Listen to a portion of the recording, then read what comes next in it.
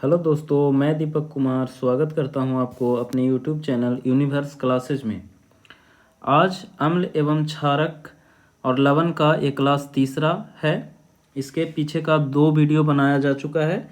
अगर आप उस 2 वीडियो को नहीं देखे हैं तो प्लेलिस्ट में जाकर आप सबसे पहले उस 2 वीडियो को देख लेंगे, ठीक है। तो चलिए शुरुआत करते हैं आज की इस वीडियो को। अम्ल, क्षारक एवं लवण हम लोग पढ़ रहे थे, एसिड, बेसिस एंड सॉल्ट्स।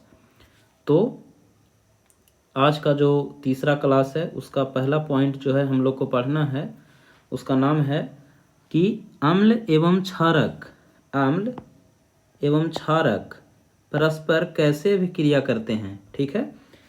इसमें हम लोग को पढ़ना है इस पॉइंट में कि अम्ल और क्षारक ये दोनों आपस में कैसे अभिक्रिया करते हैं, ठीक है। How do acid and bases react with each other, ठीक है। तो चलिए, आपको प्रश्न में पूछा जाता है बोर्ड एग्जाम में कि अम्ल एवं क्षारक परस्पर कैसे अभिक्रिया करते हैं, समझाएं। लघु उत्तरीय प्रश्न में आ सकता है यह प्रश्न। तो इसको आप शब्दों में कैसे लिखेंगे, आप हमारे साथ नोट्स करते चलेंगे जैसे हम लिख रहे हैं, ठीक है। तो चलिए शुरू करते हैं इस पॉइंट को।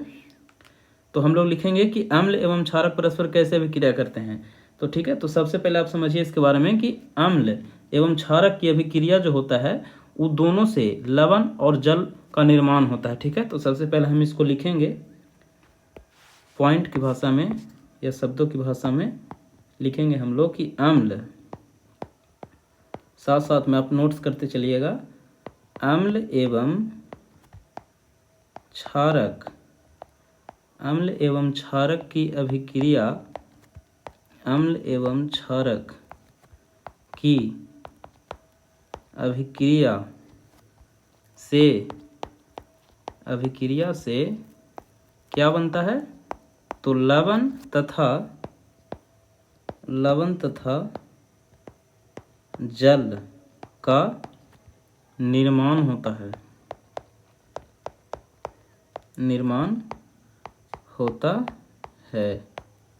ठीक है।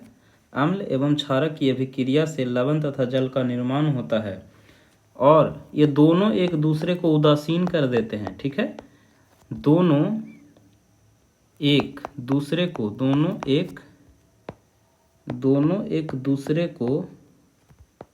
उदासीन कर देते हैं। उदासीन कहने का मतलब न्यूट्रल कर देते हैं, ठीक है। दोनों एक दूसरे को उदासीन कर देते हैं, एक दूसरे को उदासीन कर देते हैं। इसलिए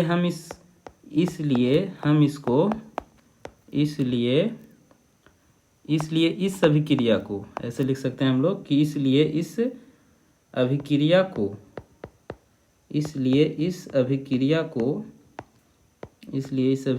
को उदासीनीकरण अभिक्रिया कहते हैं। उदासीनीकरण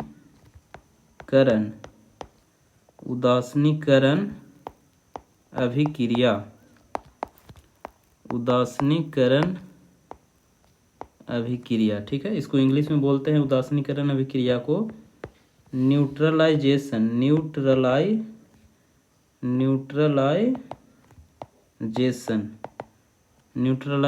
रिएक्शन, ठीक है। उदासीनी अभिक्रिया को इंग्लिश में बोलते हैं न्यूट्रलाइजेशन अभिक्रिया, रिएक्शन कहते हैं, ठीक है। ठीक है, तो आप इसको और समझिए, इसको हम ऐसे लिख सकते हैं कि किसको अभिक्रिया करवाना है, तो अम्ल का, और इसके साथ में करवाना है अभिक्रिया क्षारक का। और हम लोग जाने कि अम्ल और क्षारक जब अभिक्रिया करता है तो लवण और जल का निर्माण करता है, लवण प्लस जल का निर्माण करता है, ठीक है। तो ये जो पॉइंट है कि अम्ल प्लस क्षारक लवण और जल का निर्माण करता है, काफ़ी इंपॉर्टेंट पॉइंट है, आप ध्यान में रखिएगा। सबसे पहले हम लोग समझते हैं कि हम अम्ल एवं क्षारक परस्पर कैसे अभिक्रिया करते हैं। तो हमने लिखा कि अम्ल एवं क्षारक की अभिक्रिया से लवण तथा जल किसका निर्माण होता है,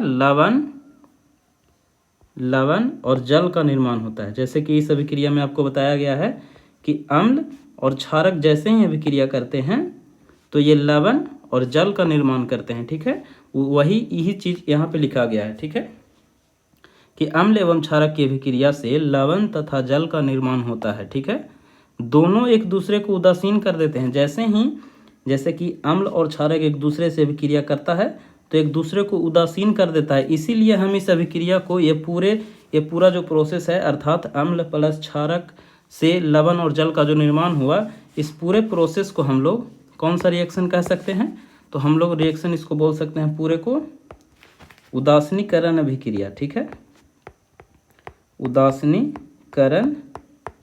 उदासीनीकरण अभिक्रिया, इंग्लिश में बोलते हैं न्यूट्रलाइजेशन रिएक्शन। ठीक है, आपको प्रश्न में पूछा जा सकता है, ये वाला दे देगा आपको रिएक्शन कि अम्ल प्लस क्षारक से लवण और जल का निर्माण हुआ, तो ये कौन सा अभिक्रिया है? तो ये उदासीनीकरण अभिक्रिया है। ठीक है, तो शब्दों के माध्यम से तो हम लोग इसको समझ गए। अब चलिए थोड़ा सा एग्जाम्पल के तौर पे हम लोग देखते हैं इसको, एग्जाम्पल के तौर पे। ठीक है, तो एग्जाम्पल में लेते हैं हम लोग, अम्ल और क्षारक को अभिक्रिया करवाना है। तो अम्ल में लेते हैं HCl, हाइड्रोक्लोरिक अम्ल हो गया, सोडियम हाइड्रोक्साइड एक ले लेते हैं, क्या? तो क्षारक ले लेते हैं। ठीक है, NaOH, और जब ये दोनों आपस में अभिक्रिया करता है तो क्या बनाता है? लवण NaCl और H2O का निर्माण करता है, अर्थात जल का निर्माण करता है।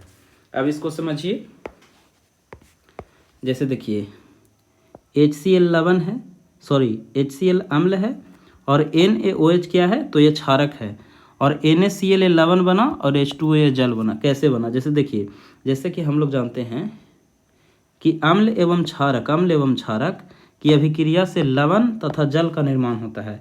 तो ये तो अम्ल है, ये क्या है? अम्ल है, और ये क्या है? क्षारक है। ठीक है, तो जब ये दोनों अभिक्रिया करेगा तो लवण और जल बनाएगा ही। तो सबसे पहले आप जल बना लीजिए, H2O जल है, तो यहाँ से H निकल गया ये, और यहाँ से एक H और यहाँ से O निकल गया, बच गया है हमारा Cl, और ये बच गया Na अर्थात सोडियम। ठीक है, तो यही NaCl यहाँ पे आ जाता है, NaCl आया, इसी को हम लोग क्या बोलते हैं? तो लवण। ठीक है, और इसको क्या बोलेंगे? तो जल। ठीक है, तो आप समझें कि जैसे ही जब अम्ल और क्षारक एक दूसरे के साथ अभिक्रिया करते हैं तो क्या बनाते हैं? लवण, और लवण के रूप में हमको क्या मिला? NaCl सोडियम क्लोराइड, और जल का निर्माण करते हैं। ठीक है, और एक एग्जाम्पल के तौर पे आप ले सकते हैं, NaOH, ये क्षारक सबसे पहले ले लिए हम, और एक H2SO4 सल्फ्यूरिक एसिड हम लोग ले लेते हैं अम्ल के रूप में। ठीक है, तो हमको क्या प्राप्त होगा? लवण का प्राप्त होना चाहिए।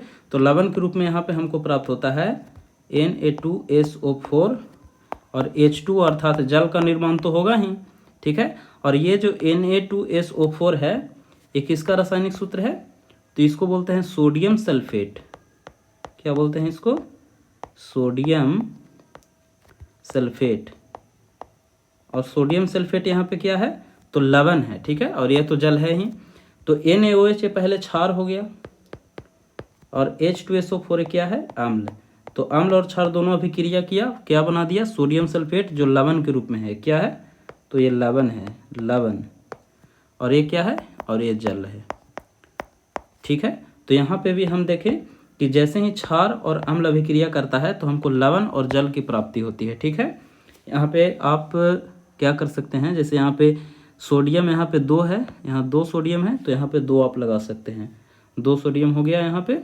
अब मिला लीजिए, यह अभिक्रिया जो है वो बैलेंस हो चुका है। ठीक है, तो इस पॉइंट को आप उम्मीद करते हैं कि समझे होंगे।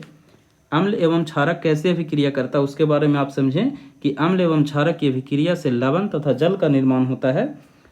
दोनों एक दूसरे को उदासीन कर देते हैं, इसलिए इस अभिक्रिया को कौन सा अभिक्रिया कहते हैं? तो उदासीनीकरण अभिक्रिया करते हैं, जो इस प्रकार है कि अम्ल और क्षारक एक दूसरे के साथ अभिक्रिया करके लवण और जल का निर्माण करते हैं, जिसको उदासीनीकरण अभिक्रिया भी बोल सकते हैं आप लोग। ठीक है, एग्जाम्पल के रूप में आप लोग देखें। अब चलिए अगले पॉइंट की ओर चलते हैं। अब अगला पॉइंट है कि अम्लों के साथ धात्विक ऑक्साइड की अभिक्रिया। पिछली बार जो था वो अम्ल के साथ क्षारक का अभिक्रिया था, अर्थात अम्ल के साथ क्षार अभिक्रिया कर रहा था।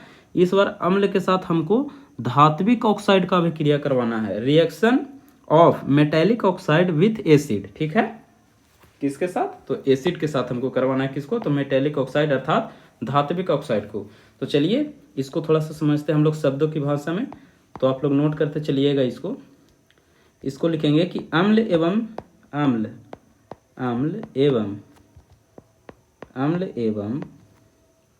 क्षारक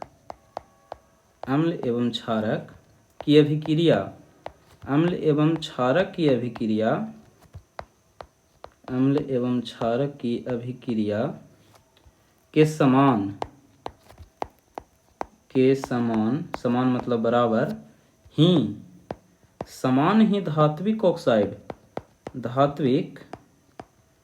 धात्विक ऑक्साइड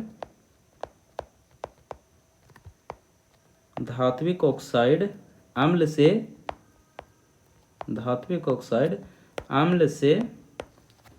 अभिक्रिया कर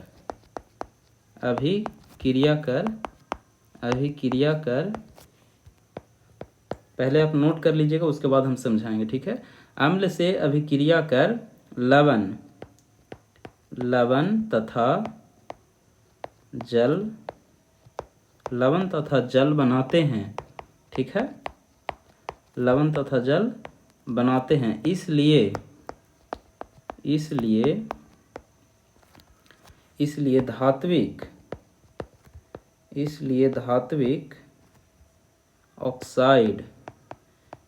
धात्विक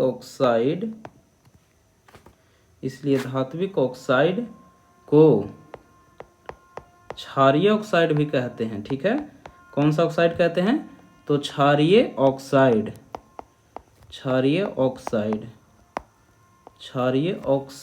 भी कहते हैं, ठीक है। तो अब चलिए इसके बारे में थोड़ा सा आप समझ लीजिए क्या बोलना चाह रहा है पॉइंट। हमको अम्लों के साथ धात्विक ऑक्साइड की अभिक्रिया करवाना है, ठीक है। तो यहाँ पे लिखा गया है कि अम्ल एवं क्षारक की अभिक्रिया के समान यहाँ पे ध्यान दीजिएगा, अर्थात बराबर अम्ल एवं क्षारक की अभिक्रिया के समान ही धात्विक ऑक्साइड अम्ल से अभिक्रिया कर लवण और जल बनाते हैं, ठीक है। अर्थात ये कहना चाह रहा है कि जैसे यहाँ पे देखिए अम्ल और क्षारक जैसे अभिक्रिया करके लवण और जल का निर्माण किए थे, ठीक है। यहाँ पे अम्ल और क्षारक अभिक्रिया करके जैसे अम्ल लवण और जल का निर्माण किए थे, उसी प्रकार अम्ल जो है वो धात्विक ऑक्साइड के साथ भी अभिक्रिया करके लवण और जल का निर्माण करेगा, ठीक है। वही यहाँ पे चीज लिखा हुआ है कि अम्ल एवं क्षारक की अभिक्रिया के समान ही धात्विक ऑक्साइड अम्ल से अभिक्रिया कर लवण और जल बनाते हैं। इसलिए धात्विक ऑक्साइड को हम लोग किसको ऑक्साइड बोल सकते हैं? तो क्षारीय ऑक्साइड भी बोल सकते हैं। क्यों? क्योंकि ये क्षारीय ऑक्साइड के समान ही व्यवहार करता है, ठीक है। जैसे उसमें लवण और जल बन रहा था क्षार के साथ अभिक्रिया करने पर अम्ल को, उसी प्रकार अम्ल जब जैसे देखिए यहाँ पे लिख देते हैं कि धातु ऑक्साइड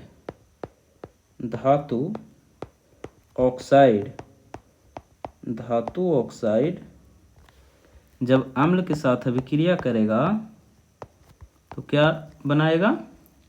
तो यहाँ पे भी हम लोग को लवण और जल का निर्माण होगा, ठीक है। लवण और जल, ठीक है, समझ गए। वहाँ पे अम्ल और क्षार था और यहाँ पे क्या है? धातु ऑक्साइड और अम्ल, ये दोनों अभिक्रिया किया तो हमको लवण और जल की प्राप्ति हुई, ठीक है। अब चलिए इसको थोड़ा सा एग्जाम्पल के तौर पे समझ लेते हैं। एग्जाम्पल में हम लोग लेते हैं धातु ऑक्साइड, आप एक ले लीजिए, जैसे CuO ले लीजिए, कॉपर ऑक्साइड को ले लीजिए प्लस HCl ले लीजिए, ऐसे हाइड्रोक्लोरिक अम्ल हो गया, ठीक है। तो ये बनाता है CuCl2 प्लस H2O, जल का निर्माण कर दिया, ठीक है। यहाँ पे एक चीज़ समझिए कि ये जो CuO है, CuO ये क्या है? कॉपर ऑक्साइड है जो धातु ऑक्साइड के समान ही व्यवहार करेगा, ठीक है। ये क्या है? तो ये धातु ऑक्साइड है, ये धातु ऑक्साइड है। और ये क्या है? तो ये अम्ल है, ये अम्ल है। और CuCl2 ये क्या है? ये लवण के रूप में कार्य करेगा, ठीक है। ये लवण का निर्माण हुआ और H2O जो है ये जल बनाया, ठीक है।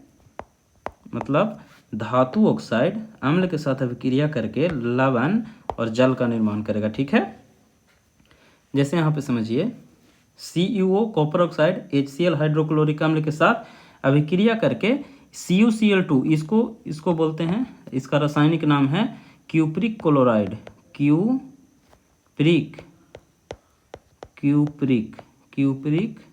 क्लोराइड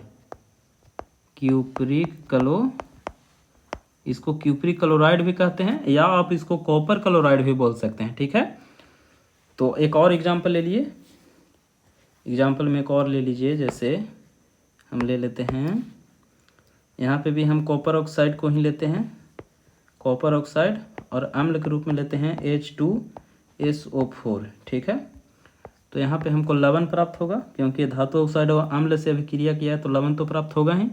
तो लवण के रूप में हमको यहाँ पे CuSO4 की प्राप्ति होगी और H2O। ठीक है, H2 अर्थात जल का प्राप्ति होगा। तो ये CuSO4 है, CuSO4। इसका रासायनिक नाम क्या है? Copper sulphate. इसको क्या बोलते हैं? तो कॉपर सल्फेट। ठीक है, तो ये किस चीज़ का काम करेगा? तो ये लवण का काम करेगा। और ये क्या है? ये तो जल है ही, जल। ठीक है, H2SO4 अम्ल हो गया, CuSO4 धातु ऑक्साइड हो गया। ठीक है, तो उम्मीद है कि आप इस पॉइंट को भी समझे होंगे। ये पॉइंट क्या था कि अम्लों के साथ धात्विक ऑक्साइड की अभिक्रिया कैसे होता है। तो अम्ल एवं क्षारक को जैसे होता था उसी प्रकार अम्ल धात्विक ऑक्साइड के साथ भी अभिक्रिया करता है।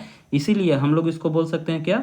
धात्विक ऑक्साइड को हम लोग बोल सकते हैं क्षारीय ऑक्साइड। ठीक है, जैसे यहाँ पे लिखा हुआ है कि धातु ऑक्साइड अम्ल के साथ अभिक्रिया करके लवण और जल का निर्माण करता है। ठीक है, जैसे हम लोग दो एग्जाम्पल यहाँ पे देखें, इस एग्जाम्पल को भी देखें हम लोग और इस एग्जाम्पल को भी देखें। ठीक है, तो उम्मीद है कि आप समझे होंगे। अब चलिए अगला पॉइंट की ओर चलते हैं।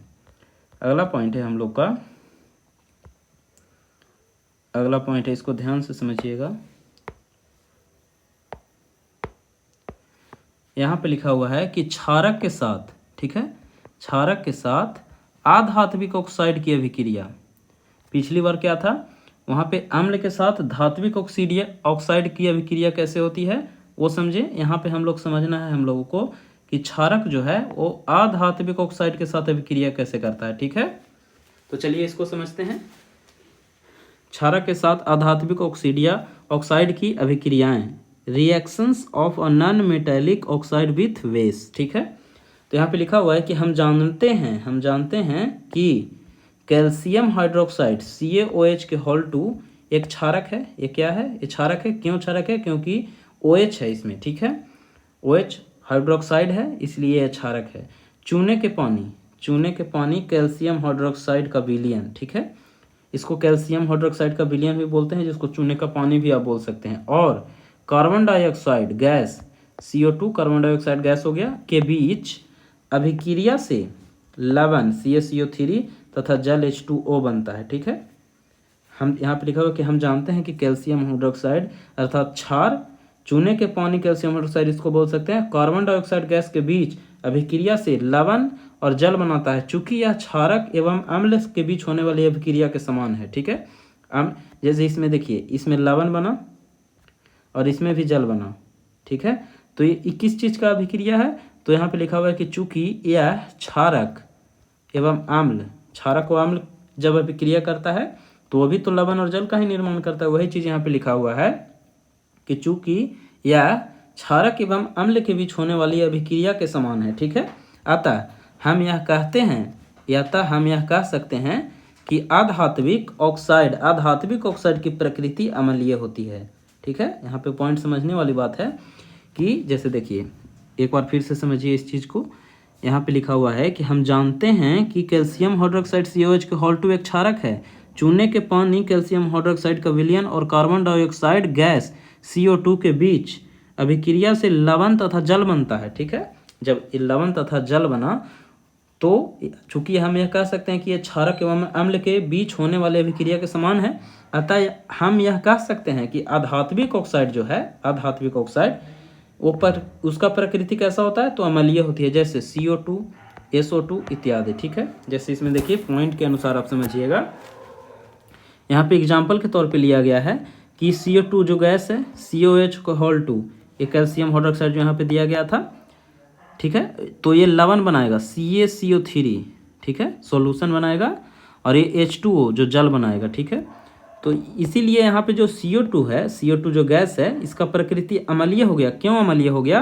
क्योंकि देखिए यहाँ पे क्षार है, समझिएगा ध्यान से यहाँ पे, क्योंकि ये क्षार है, COH के होल टू क्या है? क्षार। और आप समझे हैं कि यहाँ पे होगा आम्ल। आम्ल आम्ल जब क्षारक के साथ अभिक्रिया करता है तो क्या बनाता है? लवण और जल का निर्माण करता है, ठीक है। आप ये समझ चुके हैं, लवण और जल का निर्माण करेगा।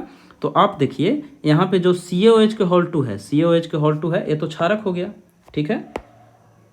CaOH के होल टू जो यहाँ पे आया, COH के होल टू, ये तो क्षारक है, ठीक है।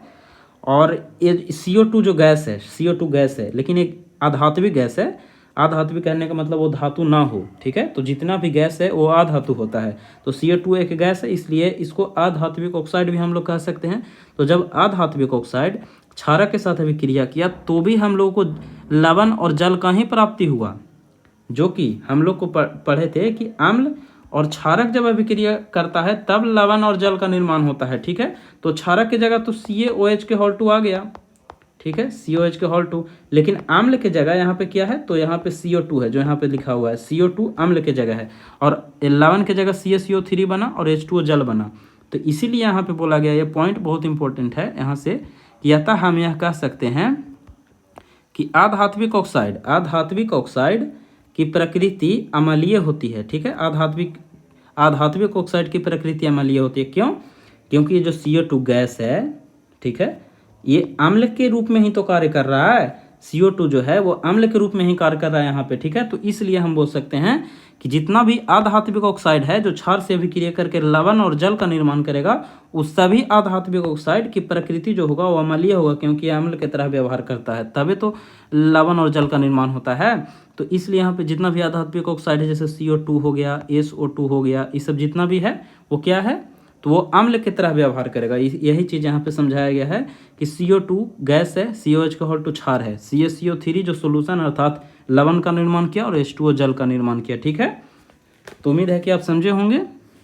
और यही चीज़ दोबारा है, जो SO2 गैस है और NaOH अर्थात सोडियम हाइड्रोक्साइड लिया है, अर्थात यहाँ पे क्षारक लिया है, और यहाँ पे हम लोगों को लवण के रूप में Na2SO3 जो लवण के रूप में प्राप्त हुआ है, और H2O जल के रूप में प्राप्त हुआ है। तो ठीक है, तो यहाँ पे भी जो SO2 है, ये दोनों हम इसको बोल सकते हैं कि ये अम्ल है। अम्ल है नहीं, इसका प्रकृति हम लोग बोल सकते हैं कि ये अम्ल की तरह व्यवहार कर सकता है, ठीक है। उम्मीद है कि आप समझे होंगे।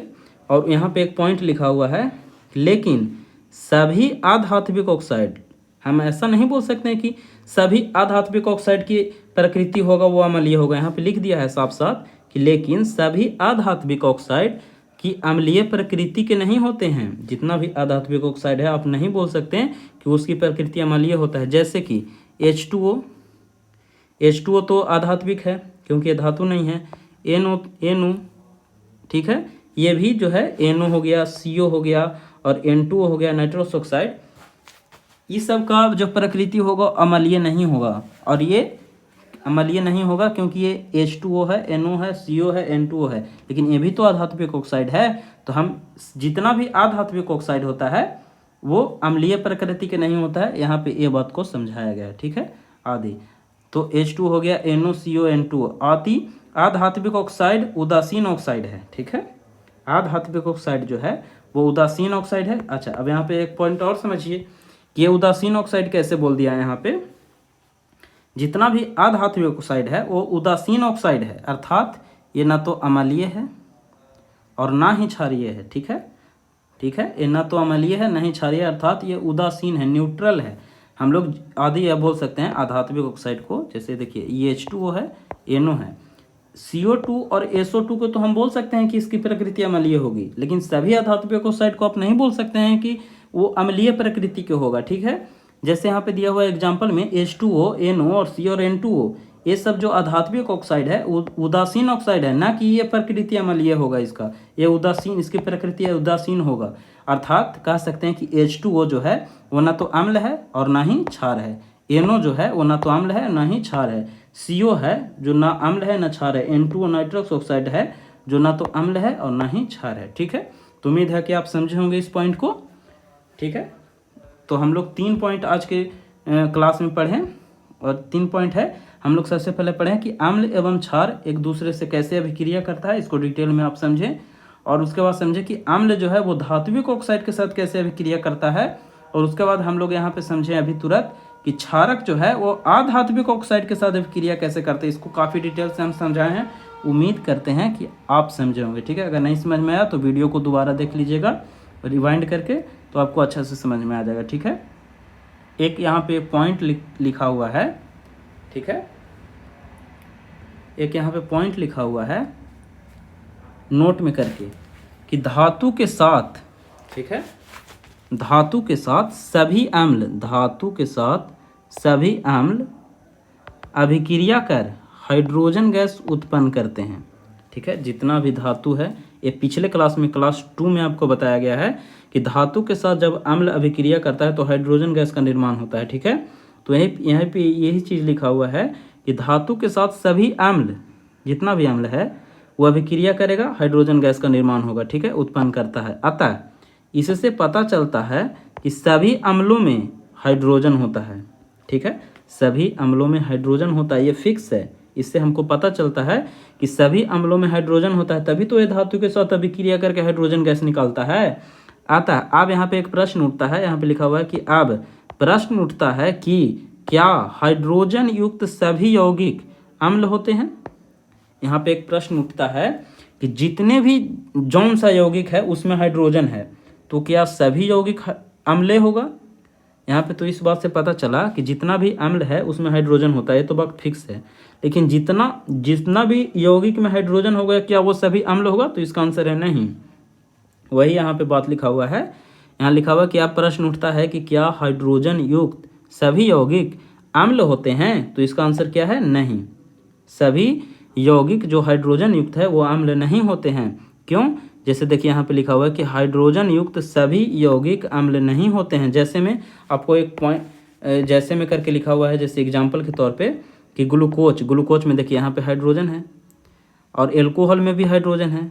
ठीक है, तो क्या ग्लूकोज और एल्कोहल अम्ल है, तो नहीं। तो यही पॉइंट यहाँ पे समझाया गया है कि जितना भी यौगिक है जो हाइड्रोजन से युक्त है, जिस यौगिक में हाइड्रोजन है वो आप नहीं कह सकते हैं कि सभी यौगिक जो हाइड्रोजन युक्त है वो अम्ल है। ठीक है, जैसे यहाँ पे लिखा हुआ है कि ग्लूकोज और एल्कोहल में भी तो हाइड्रोजन है, लेकिन क्या ये अम्ल है, तो नहीं, बिल्कुल भी नहीं। लेकिन जितना अम्ल है उसमें हाइड्रोजन जरूर होगा, ये फिक्स है। ठीक है, और ये किसके अनुसार पता चला था, तो यार हेनियस के अनुसार। और हेनियस के अनुसार अम्ल में हाइड्रोजन पाया जाता है, मतलब H+ अर्थात हाइड्रोजन आयन पाया जाता है। और OH- कहने का मतलब हाइड्रोक्साइड, ये भी अर्हेनियस के अनुसार ही अम्ल और क्षारक का परिभाषा दिया गया था। ठीक है, जो पिछले क्लास में आपको बताया गया था। चलिए अब अगले पॉइंट की ओर चलते हैं। अगला पॉइंट हम लोग को पढ़ना है, यहाँ पे लिखा हुआ है अम्ल एवं क्षारक के विलयन में कितने प्रबल होते हैं। अम्ल एवं क्षारक के विलयन होता है वो कितना प्रबल हो सकता है, इसी चीज़ के बारे में हम लोग को पढ़ना है। ठीक है, यहाँ पे लिखा हुआ है हाउ स्ट्रॉन्ग आर एसिड और बेस सॉल्यूशंस। ठीक है, हाउ स्ट्रॉन्ग आर मतलब अम्ल एवं क्षारक का जो विलयन होगा वो कितना प्रबल हो सकता है, उसी चीज़ के बारे में पढ़ना है। तो चलिए इसको पढ़ते हैं हम लोग, और काफ़ी अच्छे से पढ़ेंगे, समझते हुए पढ़ेंगे। ठीक है, यहाँ पे लिखा हुआ है कि हम जानते हैं कि अम्ल जो है वो विलयन में हाइड्रोजन आयन और क्षारक में हाइड्रोक्साइड आयन होता है। ये किसके अनुसार होता है, तो ये अर्हेनियस बताए थे। अभी आपको हम बताएं ये H+ और OH- के बारे में, वही चीज़ यहाँ पे लिखा हुआ है कि हम जानते हैं कि अम्ल विलयन में हाइड्रोजन आयन अर्थात अम्ल में H+ होता है अर्हेनियस के अनुसार, और क्षारक विलयन में क्या होता है, तो OH- होता है। ठीक है, तो यही चीज़ लिखा हुआ है कि हम जानते हैं कि अम्ल विलयन में हाइड्रोजन आयन H+ और क्षारक विलयन में हाइड्रोक्साइड आयन OH- होता है। अब हम यह जानने का प्रयास करते हैं, इतना तो हम जानते हैं, अब हम यह जानने का प्रयास करते हैं कि किसी विलयन जो किसी भी विलयन हो, या अम्लीय विलयन हो या क्षारीय विलयन में उपस्थित आयनों की संख्या कितनी है। हम ये जानने का प्रयास करते हैं कि जो अम्ल विलयन है, ठीक है, अम्ल विलयन, और एक कौन सा विलयन है, तो एक है क्षार विलयन, ठीक है। तो अम्ल विलयन में हम लोग सोचे कि H+ होता है और क्षार विलयन में OH- होता है, ठीक है। तो अम्ल विलयन में H+, क्षार विलयन में OH- होता है। तो हम अब ये जानने का प्रयास करते हैं कि अम्ल विलयन में कितना H+ होगा और क्षार विलयन में कितना OH- होगा, ठीक है। तो हम ये जानने का प्रयास करेंगे इस टॉपिक में। आगे पढ़िए। यहाँ अब लिखा हुआ था कि अब हम यह जानने का प्रयास करते हैं कि किसी विलयन अम्लीय या क्षारीय में उपस्थित आयनों की संख्या कितनी है, ठीक है। अर्थात अम्लीय विलयन में कितने हाइड्रोजन आयन और क्षारीय विलयन में कितने हाइड्रोक्साइड आयन उपस्थित है, यही जानने का प्रयास करेंगे। इसकी जानकारी के लिए हमें सार्वत्रिक सूचक यूनिवर्सल इंडिकेटर की आवश्यकता होती है। मतलब इसको जानने के लिए कि अम्ल विलयन में कितना H+ होगा, क्षार विलयन में कितना OH- होगा, तो इसको जानने के लिए हमको किस चीज़ का आवश्यकता होता है, तो सार्वत्रिक सूचक, अर्थात सार्वत्रिक सूचक कहने का मतलब हुआ सार्वत्रिक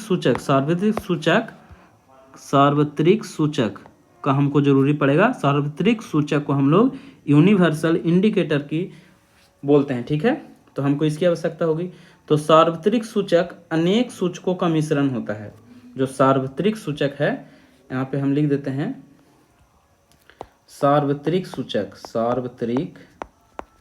सार्वत्रिक सूचक, ठीक है। सार्वत्रिक सूचक का उपयोग हम लोग कहाँ करेंगे, तो हम यहाँ पे करेंगे जब हमको पता करना होगा कि अम्ल विलयन में कितना H+ है, क्षार विलयन में कितना OH- है, तो उसके लिए हम लोग को सार्वत्रिक सूचक की आवश्यकता पड़ती है। जो सार्वत्रिक सूचक है, यहाँ पे लिखा हुआ है, देखिए कि सार्वत्रिक सूचक अनेक सूचकों का मिश्रण है, अर्थात कई सारे इंडिकेटर, अर्थात कई सारे सूचक को मिला करके सार्वत्रिक सूचक बनाया जा सकता है।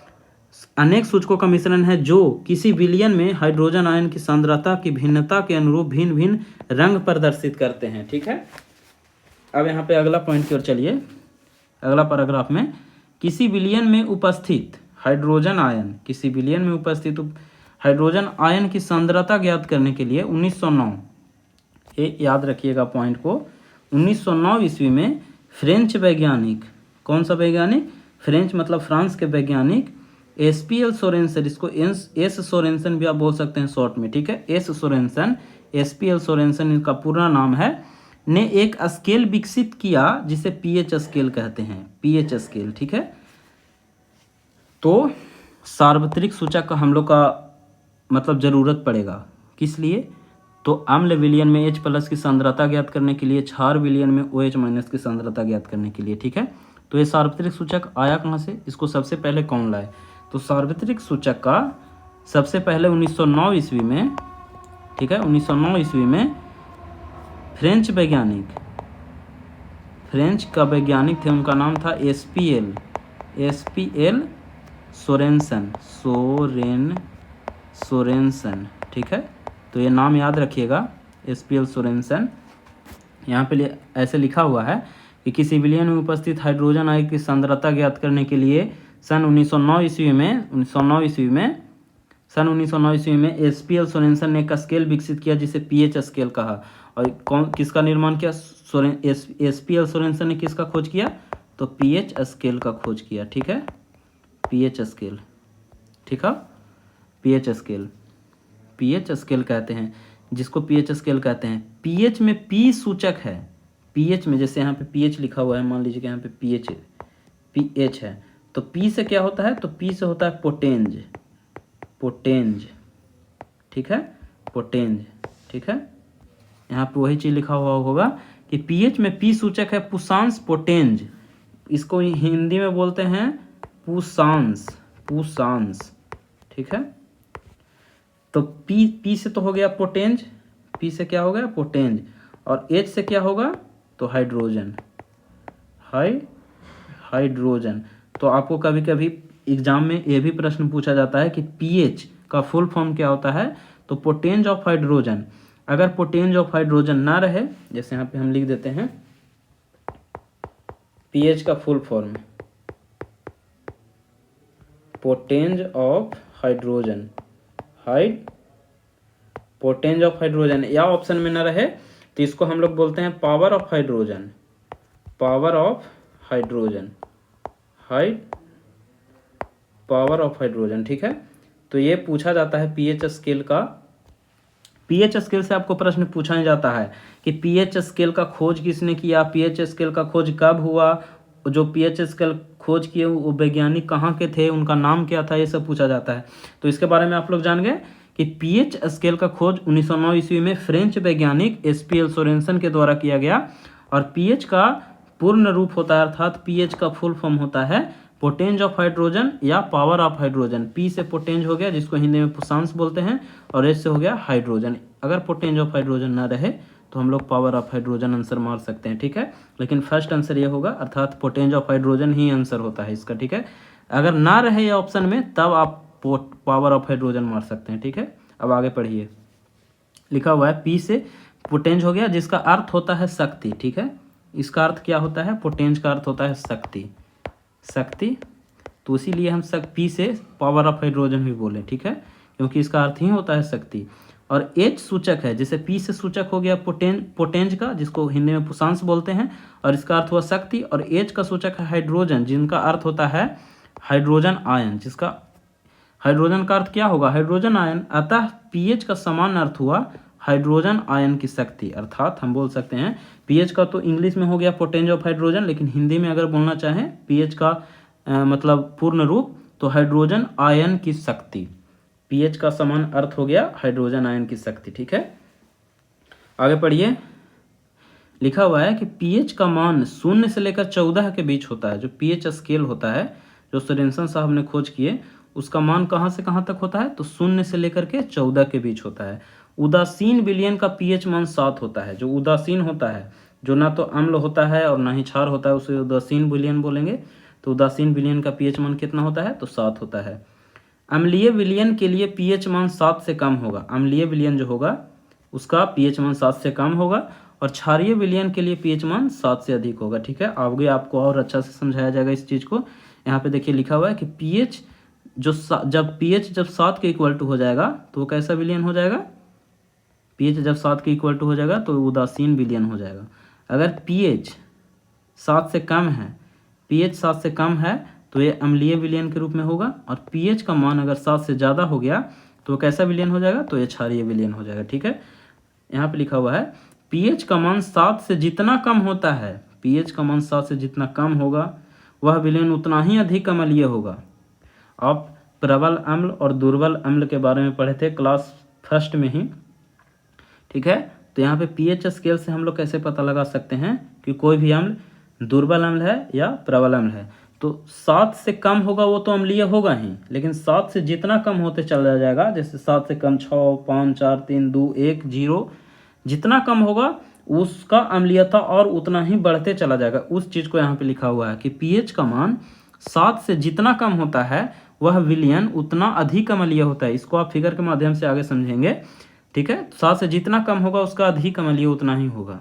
ठीक है, और पीएच का मान 7 से जितना अधिक होगा वह विलयन उतना ही अधिक क्षारीय होगा। ठीक है, लेकिन अधिक अम्लीय विलयन का मान जितना मतलब बहुत ज़्यादा अधिक अम्लीय हो गया, अर्थात अधिक अम्लीय विलयन का मान 0 से भी कम हो सकता है। ठीक है, 0 से भी कम, और अधिक क्षारीय विलयन का मान 14 से भी अधिक हो सकता है। इसका आप प्रॉपर वे में ध्यान रखिएगा। ठीक है, अतः हाइड्रोजन आयन या हाइड्रोनियम आयन को ही आप हाइड्रोनियम आयन बोल सकते हैं। ठीक है, कि सांद्रता जितनी अधिक होगी उसका पीएच मान उतना कम होगा। ठीक है, और हाइड्रोजन आयन या हाइड्रोनियम आयन की सांद्रता जितनी कम होगी उसका पीएच मान उतना अधिक होगा। आप आगे समझिएगा इसमें। ठीक है, यहाँ पे देखिए, यहाँ पे है, इस पॉइंट को आप समझिए। जैसे यहाँ पे लिखा हुआ है अतः, इस पॉइंट को समझिए। अतः विलयन के हाइड्रोजन आयन की सांद्रता के ऋणात्मक, किसी विलयन के हाइड्रोजन आयन की सांद्रता के ऋणात्मक लघुगणक को लॉग बोलते हैं इंग्लिश में, उस विलयन का पीएच कहते हैं। ठीक है, उस विलयन का पीएच कहते हैं। ठीक है,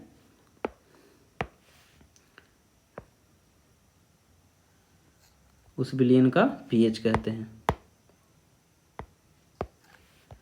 उस विलयन का पीएच कहते हैं। ठीक है, यहाँ पे एक फॉर्मूला है, पीएच इज इक्वल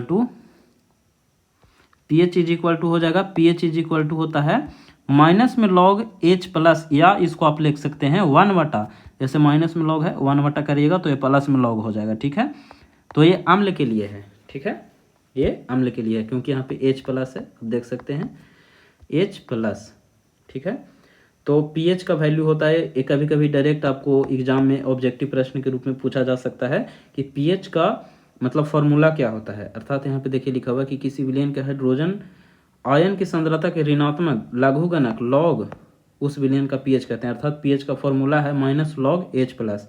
माइनस को अगर आप हटाना चाहें तो 1/, कर दीजिए, मतलब लॉग के आगे से माइनस हट जाएगा, अर्थात 1/, लॉग H प्लस में आप लिख सकते हैं। ठीक है, तो ये फार्मूला को आप याद रखिएगा। ठीक है, इसको थोड़ा सा मिटा देते हैं हम, साफ से दिखाई दे देगा आपको।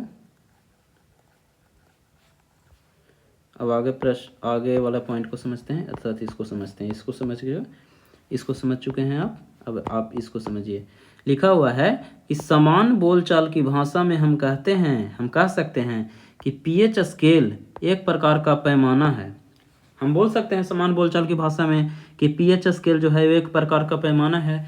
जैसे 250 ग्राम, 500 ग्राम, 1000 ग्राम या 1 kg आप जिसको बोलते हैं, वो एक पैमाना है द्रव्यमान मापने का। ठीक है, तो इसी प्रकार हम पीएच को भी तो बोल सकते हैं क्योंकि ये भी तो अम्लीयता और क्षारीयता को मापता है, तो हम इसको भी तो बोल सकते हैं। पीएच स्केल को क्या बोल सकते हैं, तो एक प्रकार का हम लोग पैमाना बोल सकते हैं। ठीक है, क्योंकि ये मापा जाता है, किसको मापता है, तो ये अम्ल, क्षार और उदासीन को मापता है। ठीक है, तो इसको हम बोल सकते हैं पीएच स्केल एक प्रकार का पैमाना है जिसकी सहायता से हमें किसी विलयन की अम्लीयता, क्षारीयता या उदासीनता की जांच की जाती है। ठीक है, और पीएच स्केल का खोज किसने किया, तो सोरेनसन ने 1909 ईस्वी में, फ्रेंच वैज्ञानिक थे। ठीक है, और पीएच का फुल फॉर्म होता है पोटेंज ऑफ हाइड्रोजन। इसको आप प्रॉपर वे में ध्यान रखिएगा। ठीक है, तो चलिए अब इसको समझते हैं पीएच स्केल। ठीक है, पीएच स्केल के बारे में आप जान चुके हैं। अब पीएच स्केल के ऊपर कैसे हम लोग मापेंगे उसको समझेंगे। ठीक है, तो देखिए सबसे पहले यहाँ पे है 7 अर्थात पीएच मान जिसका 7 होगा वो विलयन कैसा होगा, तो ये उदासीन होगा। ठीक है, ये उदासीन होगा। और यहाँ पे एक्चुअली में ये H प्लस है, अर्थात इधर अम्ल है, OH माइनस है, अर्थात इधर क्षार है। ठीक है, तो स्केल तो इस प्रकार होता है 10 के पावर, लेकिन हम लोग इसको आसान भाषा में समझने के लिए यहाँ पे समझेंगे इस पॉइंट से। पीएच स्केल को हम लोग इस स्केल से समझेंगे। ठीक है, ये 10 के पावर आप करते जाइए जो भी है। जैसे यहाँ पे देखिए 7 है तो यह उदासीन हो गया। हम आपको बताए थे, या यहाँ पे लिखा हुआ था कि देखिए पीएच मान 7 है तो यह उदासीन हो गया। पीएच मान 7 से कम होता है तो अम्लीय होता है, और 7 से अधिक होता है तो क्षारीय होता है। वही चीज़ यहाँ पे है। देखिए यहाँ पे 7 से ज़्यादा हुआ, अर्थात 8, 9, 10, 11, 12, 13, 14। ठीक है, तो ये 7 से अधिक हुआ तो इधर क्षारीयता बढ़ती जाएगी।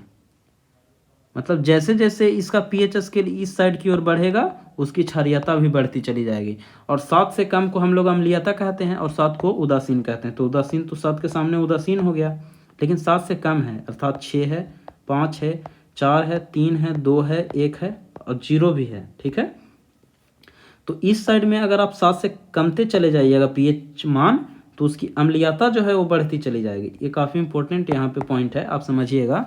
7 से अधिक मतलब 7 से जितना अधिक होगा उसकी क्षारीयता उतनी अधिक होगी, 7 से जितना कम होगा उसकी अम्लीयता उतना मतलब अधिक होगा। ठीक है, जैसे 6 हुआ, जैसे यहाँ पे देखिए यहाँ पे लिखा हुआ है कि 7 से कम है 6, 5, 4, तो ये 4 तक आया तो अर्थात दुर्बल अम्ल है।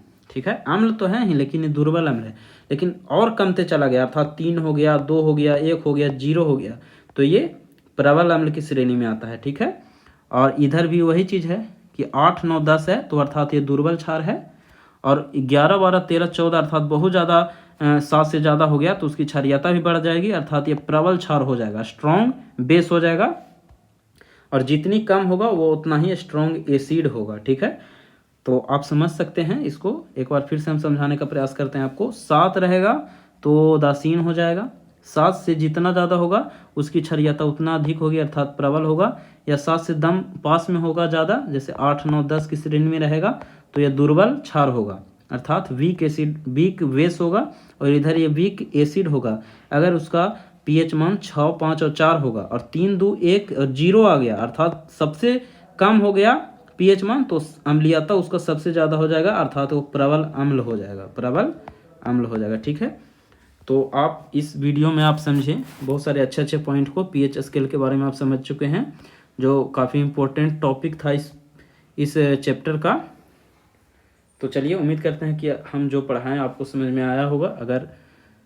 अगर आपको ये वीडियो अच्छा लगा होगा तो आप अपने दोस्तों के बीच शेयर कर सकते हैं। ठीक है, तो और अगर अच्छा लगा होगा तो सब्सक्राइब कर दीजिएगा, लाइक और शेयर कर दीजिएगा। ठीक है, तो चलिए अब चलते हैं। जय हिंद, वंदे मातरम, थैंक यू।